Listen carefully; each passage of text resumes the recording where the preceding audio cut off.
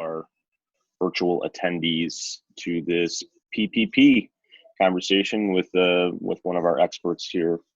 I just want to encourage everyone to continue to move forward with their businesses and understand that the Village is welcome to being a partner with you and trying to help you through some really challenging times. I could speak from a personal level on that. As a small business owner myself and family members that are small business owners, we understand firsthand the sacrifices that most businesses have had to make throughout this time. I am fortunately a recipient of the PPP program. I work with my community bank back when this was first started, and fortunate enough, we were able to secure the funding for that. So I could speak to the fact that we received it. It helped us through a time that was kind of uncertain on whether or not we were able to hold on to some of our full-time employees. And then now kind of on the back end of it, looking back at it, I looked at it as not only did it secure my employment or my employees, but it was able to allow me to kind of able me to better handle the budget that I had for the year, because I didn't have to balance it backwards. So during that time, we were luckily able to continue to do our business, and during that time, the funding was able to go into areas that I would have had to shift it a little bit of funding for to keep my employees on. So I think it's a great example of the fact that this program has worked for my small business. I'm hoping that it's worked for yours, and that unbelievably, I think Congress and government in itself was able to put together something that, for the most part, it seems to be successful. Obviously, it's had some issues, but I think that today's exercise will be to kind of discuss those things and give you a general update on how it is to move forward. So with that, I just want to say thank you all for being here with us. Thank you for your continued commitment to your business and to your partnership with the Village of Tinley Park. So thank you all. Priscilla? Thank you, Mayor Vandenberg. We really appreciate having you on the call and hearing your personal experience. It helps that you're a business owner and you understand what others on the call who own their businesses are going through and what it's like to go through the PPP process and all that. And just kudos to the banks. I know we have a couple of bankers on the call. I know it was thrust on them, the program, and at least from the experiences our businesses have had, I've heard nothing but good things as far as the service that was provided. So thank you. Just want to start, first of all, I want to let you know this webinar is being recorded. Thank you for joining us. I know there's a lot of competition now for tons of webinars, tons of PPP information out there. So we appreciate you taking time this morning to join. And wanted to share a couple of housekeeping things and then some interesting information that'll kick us off. And then I'll introduce Megan. First of all, just as a heads up, the Village of Tinley Park is hosting a virtual business breakfast. October 21st, we'll have Rick Mattoon, who's with the Federal Reserve Bank, provide an update on the economy. So it's a great time to call in, even though it's virtual and we can't see each other face to face and have real food. Grab your cup of coffee and join us. We also typically recognize our businesses who have been in business 5 years, 10 years, 20, 25 years in Tinley. So it's kind of a fun time to see and congratulate your colleagues in Tinley Park as well.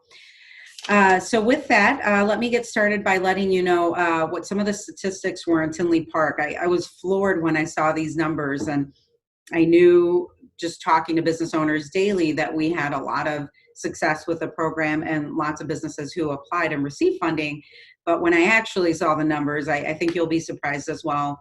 We had 874 businesses in Tinley Park receive PPP funding. That's, to me, is huge. That equates to at least 71 million in funding. For the larger loan sizes, we were given a range, so we don't know exactly. But on the low end, it was at least 71 million, possibly as high as 80 to 90 million. That came through the Village of Tinley Park solely. So we're not talking about county, state. This is just in Tinley Park, 71 million in funding, 874 loans, and nearly 10,000 jobs retained. So I echo what Mayor Vandenberg said. Congress got it right with this, and just think about how many more people would be unemployed right now were it not for this program. In spite of some of the downfalls of the program, I think it's been successful, and I'm excited that we were able to retain that many jobs in Tinley Park. As Megan let me know, Congress just on the 24th announced some changes to the PPP program. So not only will you be able to hear about the forgiveness program piece and the other key CARES Act considerations, you'll get hot off the press just some new updates that Congress has made to the PPP program. So with that, let me introduce Megan Angle. Megan Angle is with Porty Brown Accountants and Advisors. She has over 12 years of experience with privately held companies at Porty Brown. She's been part of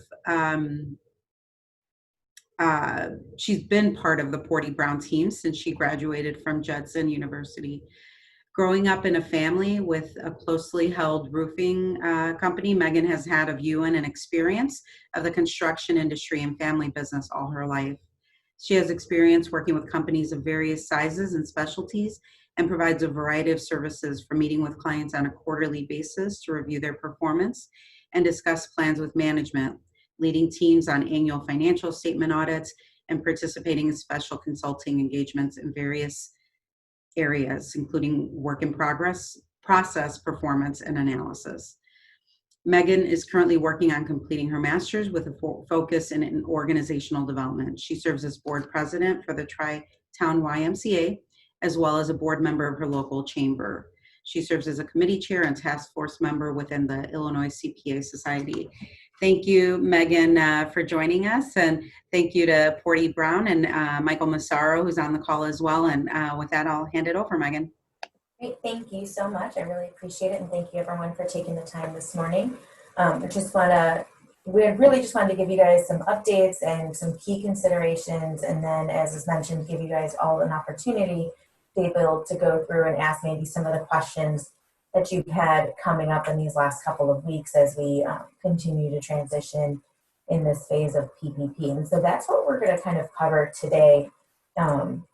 We've got, the PPP and CARES Act, which will be the majority of essentially what we're going to be going over. And then we'll just kind of pick up on a couple of other key things to be thinking about. The Families First Coronavirus Response Act, which actually came back out in March when everything first started happening and going on. But I think there's some key considerations to just kind of be reminded of and come back up with that, especially with schools going back into session in their new environments and what that means for employers. We'll just quickly go over the executive action considerations and then the EIDL as well. And so that's kind of the plan that we have today. And I'm so glad that Priscilla took some time to talk specifically about Tinley Park and the numbers and what that looks like for you guys. And so I just kind of wanted to provide this large picture so you've got a sense of how your individual township is relating to this. But this is essentially, as a whole, when the program closed on August 8th, where we stood with everything. And so for the number of loans that we got, they had up to 5.2 million loans that were actually issued, with total loan amounts of 525 billion that actually got put out. It's very interesting because at the end of the day, there was still $133 million of available funding that still hadn't been claimed out. So that with the initial surge that was out there, and then they had to kind of put some additional funding into the program several weeks later, but that ended up seeming to kind of cover everyone who was meeting the qualifications and had a desire. So everyone who should have had the desire and want to get a loan at this point should have been able to. I know that there was some hardships right at the end because lenders couldn't, had started closing down accepting applications. But overall, it seems like most everybody who was interested in getting involved in this program was able to do that before the August 8th deadline. The breakdown of the loan size hasn't changed significantly. And I think it's just important to kind of note out there that 87% of all the loans were for an amount less than $150,000. And so this really kind of gives you a sense of the small business mentality of, how many of these loans are going out of these 5.2 million that are under the 150 standpoint, just to give a sense of kind of the number that we're dealing with that really is going to the small business and those who really were struggling. And, there was a lot of talk about, over 2 million are definitely going to get audited, and what does that look like? And again, here, just to kind of have a consideration, it's a good number of people and a good number of loans, but in comparison, we're talking about 0.6% of all the loans that were put out are actually even over the 2 million standpoint. So just to kind of be aware of what those numbers look like. So with that, I think Priscilla has a polling question that you want to throw out to the attendees. Thanks, Megan. So I always like to break up webinars with polls, and I always find them fun. So here's our first question. How many jobs were you able to retain as a result of obtaining PPP funding? For the businesses on the call that actually that are a business and obtain PPP funding, let me launch this poll, and this will be interesting to see.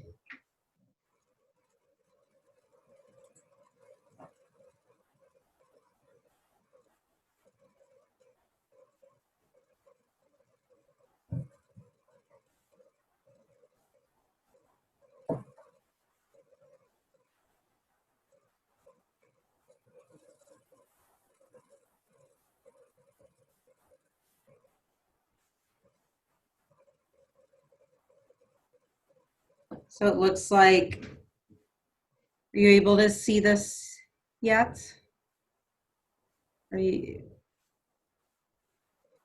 Megan, can you see the results of the poll?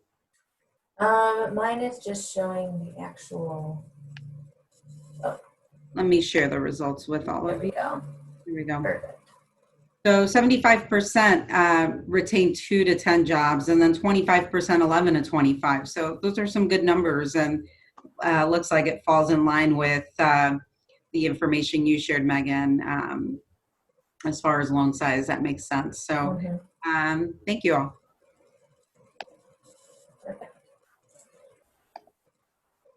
All right, so with that, we're going to just kind of jump in to some of the areas. And so the Paycheck Protection Program is essentially governed on the high end by 2 acts that have gone out, the CARES Act and the Paycheck Program Flexibility Act. And those are the 2 acts that first enacted the program and then made the adjustments and put additional funding in appropriately. And so we're just going to go through some of those specifics. But the majority of where some of the detailed guidance is actually coming through is resulting from the SBA FAQs and then these interim final rulings that the Treasury and SBA are kind of putting out. And so it's interesting because we have these acts that have the structure of how this program is supposed to work, but it's really in the nitty-gritty of following the SBA and Treasury specifically to see how they're interpreting these laws and putting them out for enactment and for action to be taken on. So it's important just to kind of be aware that you kind of want to be keeping a quick pulse with your accountant and your bankers to know where we're standing. As we mentioned, these interim final rulings, one got dropped out on Monday evening. That's just what happens. It's been, I think weeks since the last one had kind of come out providing any guidance, and that's pretty normal that you don't really know when they're coming. There's some speculation, but at the end of the day, what we're learning is that this program clarifications are constantly coming and constantly changing. And so just to kind of be aware of that and what that potentially could look like. So I'm just going to kind of go over some of the key changes that came from the Flexibility Act and kind of where this program stands now. I expect by this point that the majority of people on this call are somewhat familiar with this loan and probably attended a couple of webinars. So I'm going to try not to go too basic in the information and stay kind of at the high level. But just want to reinforce some key concepts here that the reduction of requiring payroll to make up only 60%. So originally you were required to have at least 75% of the loan forgiveness be consisting of payroll. There was a reduction that was made so that only at least 60% is required. Now the question that's coming up the most with this is like, what if I have 100% in payroll? That's totally fine. That's not a problem. Again, this was to make it easier for more people if they didn't have enough payroll to maybe take advantage of more of those non-payroll fixed costs that they'd be able to use as well to help gain loan forgiveness. But there's nothing wrong with having more than 60% of the loan forgiveness come from payroll. In fact, for the majority of our clients, that's what we're seeing, is that especially as we look at the second part here, going into a potential 24 weeks, we're definitely seeing payroll costs be the substantial area that's giving us coverage. And so again, extending from the 8 to 24 weeks is probably the most significant aid that was provided. I think for a lot of companies looking at the 8 weeks, it was a squeeze to try to see if you'd be able to use all the funds on qualifying expenses to be able to make sure that you would get full forgiveness. There was a lot of discussion about how to maximize and get as much forgiveness as possible and what would be resulting with a loan. And since moving to the option to have the 24 weeks, we're really seeing that most businesses are able to fully utilize and achieve all of their expenses. I would say most of the clients that we're working with are starting to hit that by the time they get to about 12 to 13 weeks, kind of ending closer to that 12 to 13 weeks is when they're starting to hit it. And most of them, by the time you get to week 17 and 18, and you're taking into consideration all of your qualifying expenses, are getting to a point where you've fully utilized all of your funds. And so, that of course is not universal. There's a lot of companies out there that maybe haven't been able to really restart operations, and that's been challenging, but that's kind of just what we're seeing out there, that 24 weeks has definitely made it easier for most companies to get full forgiveness. The other kind of part in here is that the loan maturity was actually lengthened. Originally, it was a 2-year maturity, and now it's technically 5 years. It's an interesting component considering that all the other changes are actually resulting in less likeliness that you'll even convert to a loan. But if it does for some reason need to convert to a loan or there's some issues, you know that you've got 5 years for repayment on that rather than the 2. There was an extension of the deadline to restore FTE levels and adding some new safe harbors as well, which we'll get into. And then the last key part about here is there was some clarification made because one of the original CARES Act provisions allows for employers to defer the remittance of certain payroll taxes with their payrolls and not having to pay them in through the rest of this year. And it's not that you don't ever have to pay them in, it's just deferring when you have to pay them in. And so there was some clarification with this because originally it was stated that if you got PPP funding, you weren't eligible to also take advantage of the deferral of payroll taxes. But that was clarified in the Paycheck Protection Flexibility Act that you actually are eligible for that. I'll just throw my 2 cents in here on that. Payroll taxes. So you may be eligible to defer having to remit in certain payroll taxes to the government. What happens is anything that would have been due ends up being paid in over the next 2 years. So one at the end of this year and then the other half of it at the end of 2021.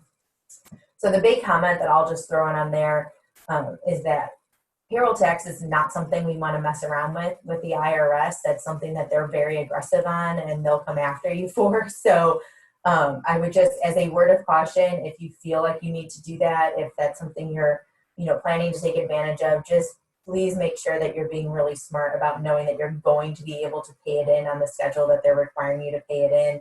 I wouldn't personally take a risk with not paying in payroll taxes if you're afraid that the business might not be able to make those payments into the future, because that is something that the IRS will go pretty heavily after you for. So it could be a useful tool, but I just want to kind of put that word of caution out there as well. All right, so just getting into some of the specifics on the payroll costs. And again, the main area here was extending and the option to extend from the 8 weeks to the 24 weeks. And so taking advantage of that for most companies has really given them a significant advantage to be able to get full loan forgiveness. And so that's something that you will probably want to look into as well, as far as making the best decision for you on what makes the most sense, whether it's going to be 8 weeks or 24 weeks. A couple of other things that have come up of just some, quick FAQs. For health insurance, I think the key thing to remember with health insurance is that it has to be health insurance that is paid by the company, which means that if you are withholding a portion from your employees' paychecks to contribute into the health insurance, there's a portion that the employees are paying into it. You need to ensure that you're backing that out of anything you're submitting to the SBA for forgiveness, right? Because if they're paying for a portion of it, then you're only paying for a portion of it. So you want to make sure you're not submitting the full invoice if you've got employee portions that are paying into that as well. So just kind of something to be aware of on that front. And then retirement benefits. I think this is the one that I think is probably hurting people the most, because essentially the clarification that has come through is that your retirement benefits must be paid or incurred during the covered period. But even if they're incurred, like if you have a mandatory 3% safe harbor that you're going to have to do, you have to be able to show proof of payment as a part of the forgiveness process. And so as we know, for a lot of businesses, you're not required to be paying that in as it goes. You wait till the end of the year. And so you're not actually going to be paying that amount in until 2021. And so it's likely you won't have the substantiation to be able to prove the support for that accrual. So just to kind of be aware of what that looks like. There were some detailed questions about, what about if we're paying in our match from last year, right? What if we're paying our 2019 match in as a part of just our normal operations for paying in the retirement benefits? And they came out with some clarification on that, basically saying that that would be fine if you paid it in during your covered period, but you will have to show support and historical reference to show that that's kind of your normal schedule of when you remit it in. So for example, if you always wait till September 15th, to pay it in, and that's not in your covered period, you're gonna, and you paid it early just to try to hope to get it, you might get some pushback on that. Although now with the 24 weeks, it's more likely that your match time frame might actually fall into your covered period. So those are just some things to be thinking about on that front. All right, and then the big thing that I kind of want to get into was just the information that came out on Monday night, and that was the interim final ruling that came out. And there were a couple of different concepts that I'm going to kind of attack here, but the first one is clarifying what an employee owner is. And so there was a lot of questions about, how much of an ownership constitutes being an owner, and being subject to some of the limitations here. And so they came out with guidance that basically says that for a C Corp or an S Corp, owners who are also on the payroll are subject to the owner-employee compensation limits if they own 5% or more of company stock. So that's just kind of your factor there that you're taking into. If you're at least a 5% shareholder, then you are going to be limited from the compensation level and whether or not you get included with health insurance and all those other things based on that 5% ownership. Partnerships specifically were not addressed at all. So this continues, again, to not be 100% clarified, but by not addressing it, it's essentially suggesting that all partnerships with an owner-employee status are still going to be subject to these owner-employee limits. So just to kind of be aware of that. Another question that comes up often on this is spouses who are employees. So if you have a spouse who is an employee of the company, they are treated just as employees. So if they do not actually have ownership in the company, as of right now, there's been nothing to state otherwise. They are essentially just treated as employees, and that is how they are handled. So again, that 5% threshold was what was just released on Monday evening. And I just want to kind of quickly just recover, going over essentially what the payroll cap amounts are, just as a quick recovery from that, so you guys have that revisited. So if you're using the 24-week period, all of your employees can be capped at up to $46,000 per employee. If you are using that 8-week covered period, the cap remains at the $15,385. And then again, at the bottom here for owner employees, self-employed individuals, depending on whether you're using the 24 or 8-week conversion as well, you can see the limitations are just lower for the owners essentially than they are for the rest of the employees.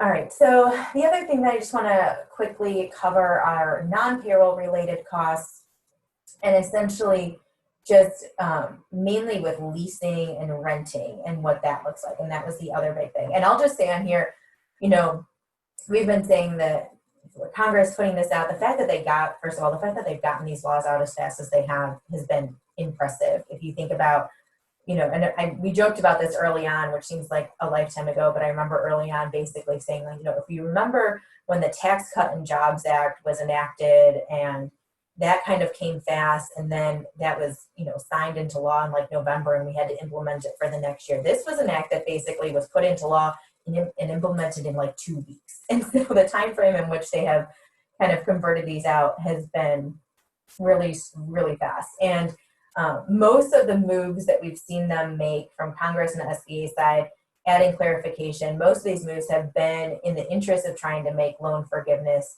easier while still adding some clarifications. This is probably one of the most, you know, it's not hurtful by any means, but a little bit more on the stringent side of some of the clarifications that they've kind of added in here, particularly when it comes to if your rent is a related party rent. So it's interesting on this. But just a couple of things that came out from these considerations. So sublease consideration. So if you have a part of your space that is subleased out to another business, you need to make sure that you're taking that into consideration. So for your rent that's being paid to who you're leasing from, if you have sublease income, that's going to factor in as well. So if a borrower is renting an office building for $10,000 a month and subleases out a portion of the space to another business for $2,500, only $7,500 per month is going to be eligible for that main business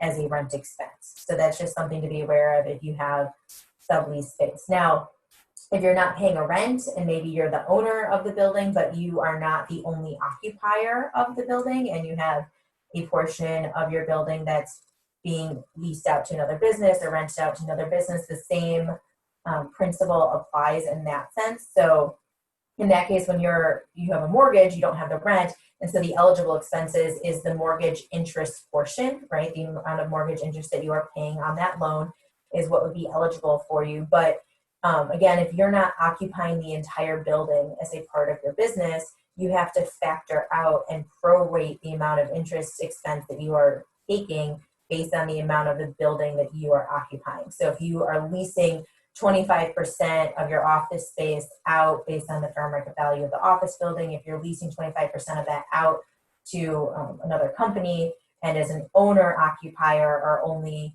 utilizing 75% of it, only 75% of your mortgage interest will be eligible for forgiveness.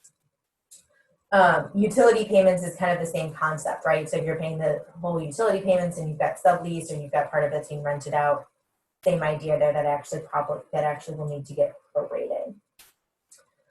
All right, kind of one of the benefits we've got here, especially for smaller people who are working from home, home office expenses can be included if they were deductible on your 2019 tax filing. So if you took, a deduction for a home office on your 2019 tax filing that you filed and included that, those then would be eligible for your office, rent expenses, essentially, to be able to submit with these non-payroll related costs.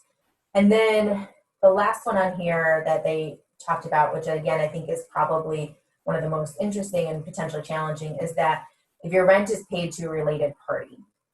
So if you have a related party, so a lot of businesses don't actually own the building within the company, they've got a separate partnership set up that owns the building, and then they self-rent, right? We've got a self-rental essentially.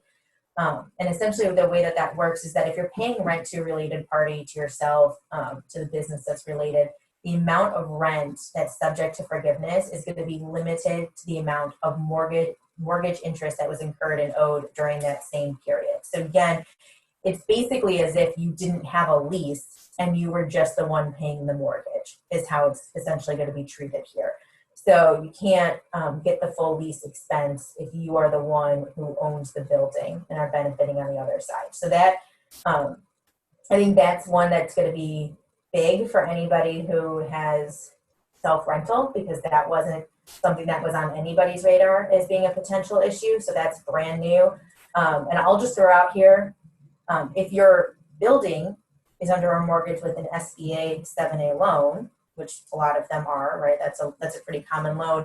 That was the loan type that also had the 6 months of forgiveness of mortgage principal and interest this year. So it is actually possible that for part of the covered period, you didn't know any mortgage interest, depending on when the 6 months of forgiveness, that payments weren't having to be made and were automatically forgiven by the SBA. So, this is creating some questions that you'll have to look into, and we'll have to get some more clarification, and there's more questions coming out of this, but that's something to think about as well. Was there actually a mortgage interest payment that was even made during that covered period, depending on the loan type that you may have on that building. So those are kind of the big hairy audacity kind of big changes on there. Some of the other changes I already talked about in detail, and so I'm not going to go too much into the loan maturity here and what that looks like.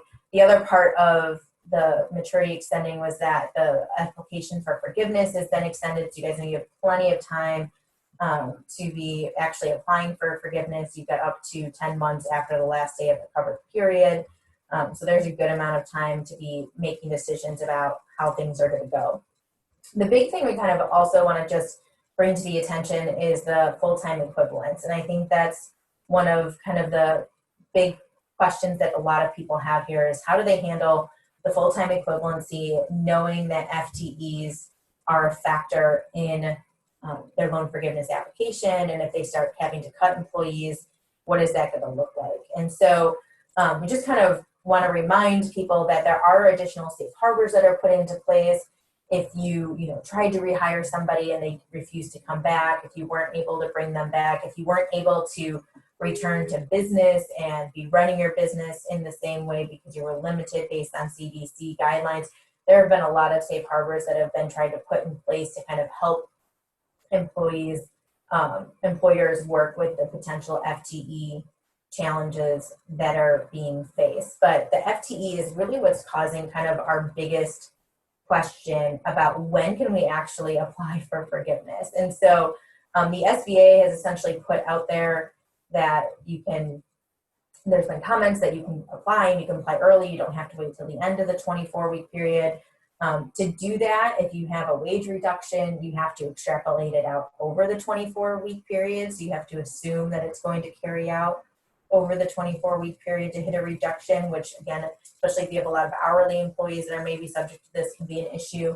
The biggest question that I think there's still some guidance that you're looking for, and we're still waiting to see exactly how the SBA is going to handle it, is there's that same concept for the FTE. If you do have an FTE reduction, that is supposed to be calculated based on the entire covered period. So if you're applying early, which everyone is saying that you should be able to do, people are rightfully hesitant to say, okay, well, if I submit it 17 weeks and I use my FTEs for there, do I still have to keep people on for the next 6 weeks just in case, or what is that potentially going to look like? And that's still an area that I think has more questions than answers. And until we get some confidence that the SBA has process through and allowing forgiveness in that partial interim covered period, not utilizing the full 24 weeks.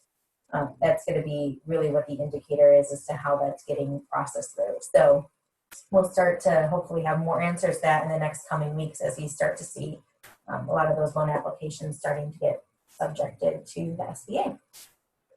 All right, and then I'm just going to quickly cover the 3 other areas that I just wanted to make sure to bring to people's attention. So the first one is just the Families First Coronavirus Response Act. And again, just to remind employers that you are required under this act, if you're meeting the qualifications, to provide potentially this type of medical and family leave assistance.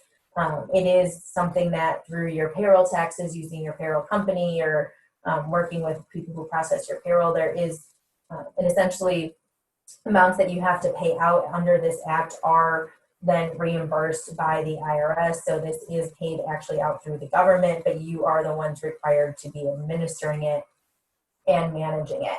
And so I have a couple of just quick slides of information on here, and I'll just direct anybody who's interested. If you need to know more about this, you need to look at this, you can go to Porty Brown's website.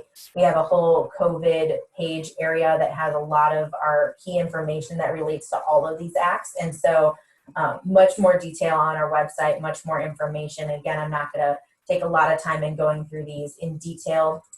The main area that I really wanted to just bring to your attention is just to remind you that, you know, full-time employees may be eligible for leave if they're you know, if their children are stuck at home, if the school is closed, and with remote learning, so you need to pick up again. I think when they put this act out in March, they probably weren't thinking that the schools would still be closed in the fall. And so for those of you who maybe didn't have to deal with it because stuff was figured out and people were able to have their family figure things out in the spring, this might be a new area that is kind of rearing its head again that employees are reaching out and asking about. And so again, just as something to kind of if you think you might need to re-educate yourself in this area and what the requirements are of what needs to be provided. All right, and then just want to quickly cover executive actions. In case anybody missed it, on August 8th, one of the executive actions that was put out there was a withholding deferral.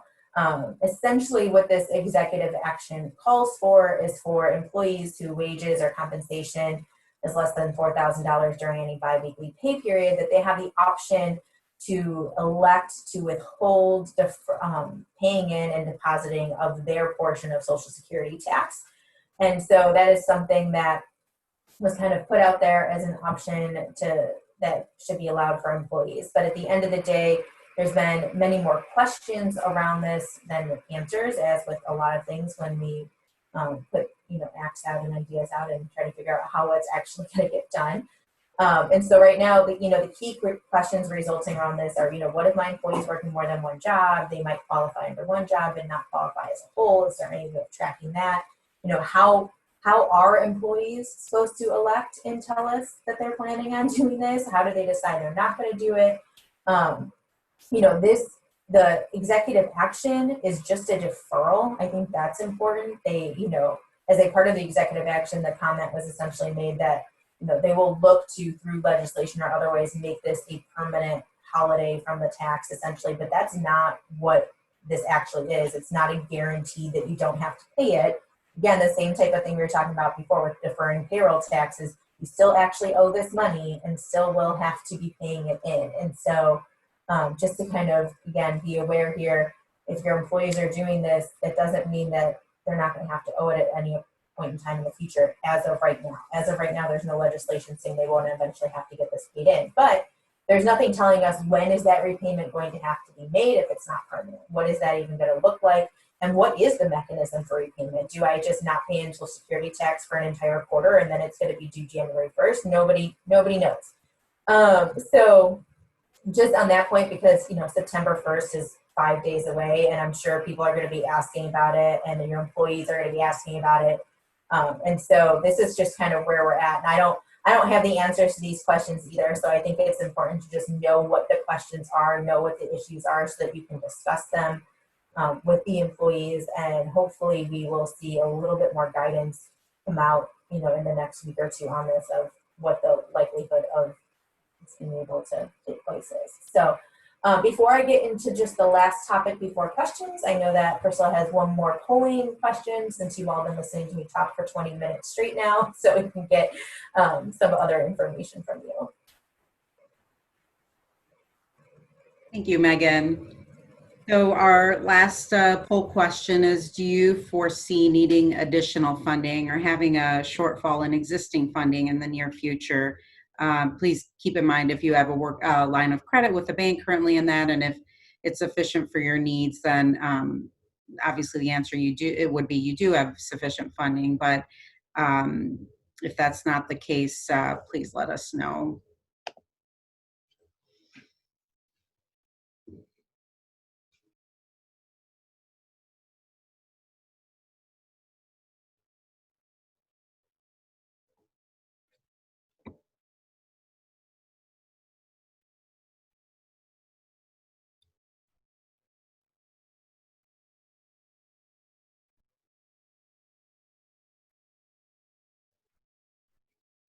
Okay.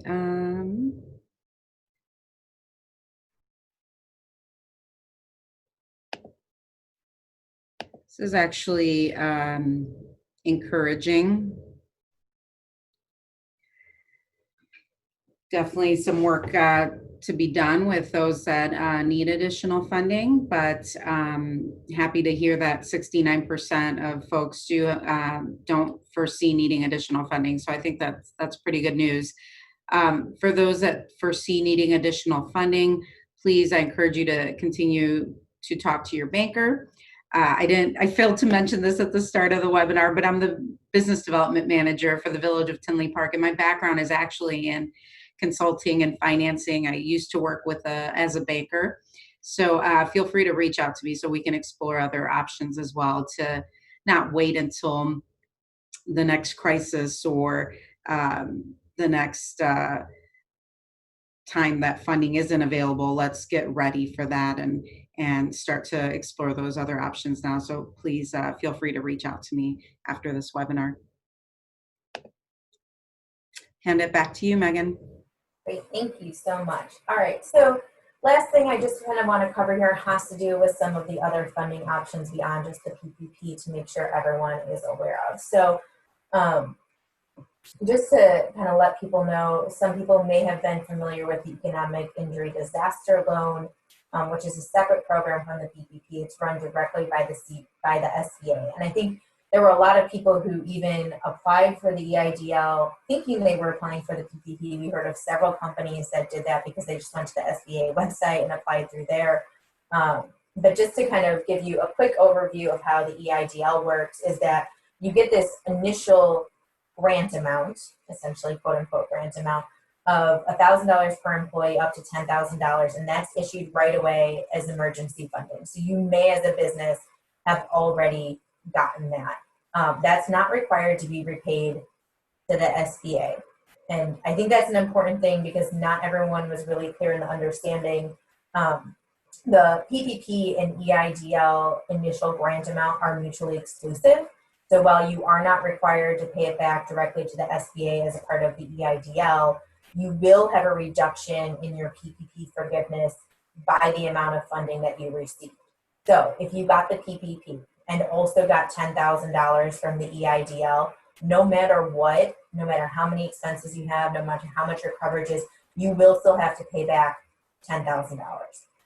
So just kind of to be aware of that, whatever that EIDL amount, if you did receive it. What people maybe didn't realize is they thought they were just getting that quick, easy 10 grand, free money, good to go. But when you're submitting that application, you're actually submitting an application for the entire economic injury disaster loan process.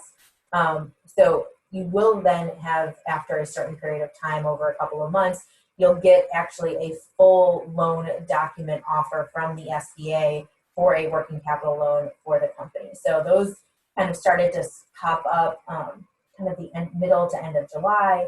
So the big thing with that I would just say is that, you know, the terms on these generally have lower interest rates but are very long note terms, some of them, you know, 30 years, something like that. And so you've got a long repayment process depending on what you're looking at. The other thing we would just encourage you, if you're going to be looking at potentially taking the second half of this funding and going through the loan process, is to make sure you just read through that loan agreement pretty thoroughly. There are a lot of concessions and agreements that you're making as an employer to the SBA, and some restrictions that are kind of put on with some of the activities that you can be doing and stuff as a result of having this loan. So if that's an additional funding that you need, if you need more funding, that's one of the options that is out there, is to take advantage of that.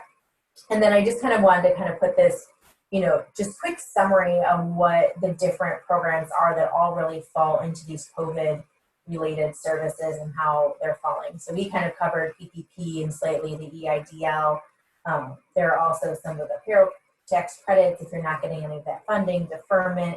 There's new Main Street lending and some additional programs and stuff that have come out there. So it's not everyone's answer, but just to kind of be aware that there are a lot of different things to potentially be taking advantage of during this time.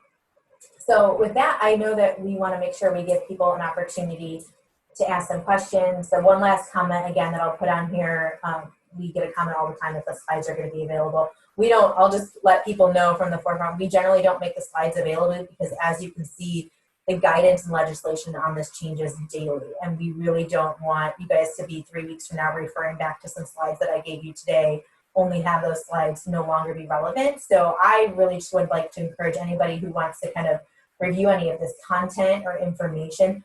All of it is available on our website, on our COVID-19 page. And you can easily see the different topics and areas of kind of what we had out there, and the content detail is provided on that page to be able to see the content we've been able to put out. So please feel free to use that as a resource to go back to if you need to be refreshed on any of these areas and what we've kind of talked about. And then again, my contact information is available. Please feel free to reach out with questions that you might have down the road if we don't get any of them covered today. So with that, Priscilla. Thank you, Megan. That was wonderful, and I hope you all gleaned something from the webinar. Before you log off, please give me just 1 second. I have one more poll I want to launch. Let us know what other webinar topics would be helpful to you, whether that's marketing, other funding options, networking opportunities, managing employees in a COVID environment. I threw this out there really quickly. Didn't give me an option to have an other, but if you could do me a favor, if you have another brilliant idea, don't get off the call without letting me know. So put that in the chat box. There's also, as you know, a Q&A box. If we have any other questions for Megan, anything that you want clarified, we do have time to do that. So let me leave the poll open a little bit longer to see what would be helpful to you.